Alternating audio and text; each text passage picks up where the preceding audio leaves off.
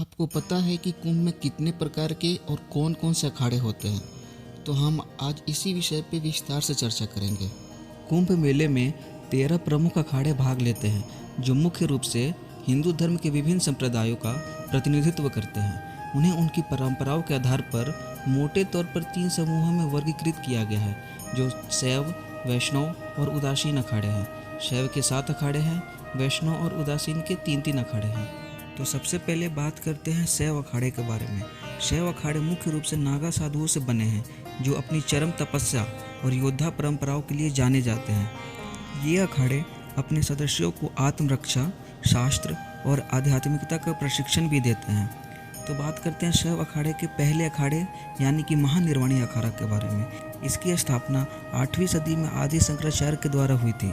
इसका मुख्यालय प्रयागराज में है। यह अखाड़ा अपने कठोर अनुशासन और आध्यात्मिक ज्ञान के लिए जाने जाते हैं। त्याग और मुक्ति पर ध्यान केंद्रित करती है। वे उपनिषद और वेदांत जैसे प्राचीन ग्रंथों के अध्ययन पर जोर देते हैं। शाही स्नान करने वाले अखाड़ों में ये एक प्रमुख अखाड़ा है। शैव अखाड़े में दूसरा अखाड़ा अटल अखाड़ा है। इसकी स्थापना 14वीं शताब्दी में हुई थी। वेदों और संस्कृत ग्रंथों के गहन ज्ञान के लिए जाने जाते हैं। ध्यान और योग प्रथाओं पर ध्यान केंद्रित करते हैं। अटल अखाड़ा नए सदस्यों के लिए सख्त दीक्षा संस्कार के लिए जाना जाता है, जिसके लिए उन्हें एक सख्त जीवन शैली जीने की आवश्यकता होती है। अब बात करते हैं तीसरे अखाड़े की, जो है निरंजनी अखाड़ा। इसकी स्थापना 904 ईस्वी में हुई थी। इसका मुख्यालय हरिद्वार में है। यह सबसे बड़े और धनी अखाड़ों में से एक है। मुख्य रूप से आध्यात्मिक और दार्शनिक शिक्षाओं पर केंद्रित है। वे स्कूलों और संस्थाओं के माध्यम से शिक्षा को भी बढ़ावा देते हैं।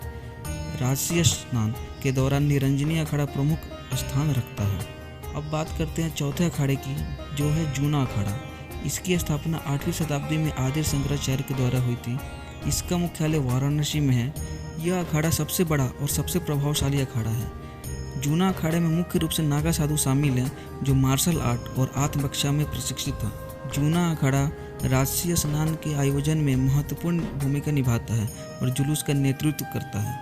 अब बात करते हैं आनंद अखाड़े के बारे में। यह अपने आध्यात्मिक ज्ञान और शिक्षाओं के लिए जाने जाते हैं। आध्यात्मिकता फैलाने और वैदिक शिक्षा को बढ़ावा देने पर इनका केंद्रित रहता है। वे कुंभ मेले के दौरान धार्मिक जुलूसों और अनुष्ठानों में सक्रिय रूप से भाग लेते हैं। अब बात करते हैं आवाहन अखाड़े के बारे में।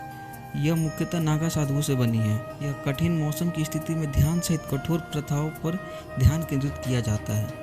आवाहन अखाड़े में नागा साधुओं की बड़ी संख्या है और वे कुंभ जुलूसों में प्रमुखता से भाग लेते हैं।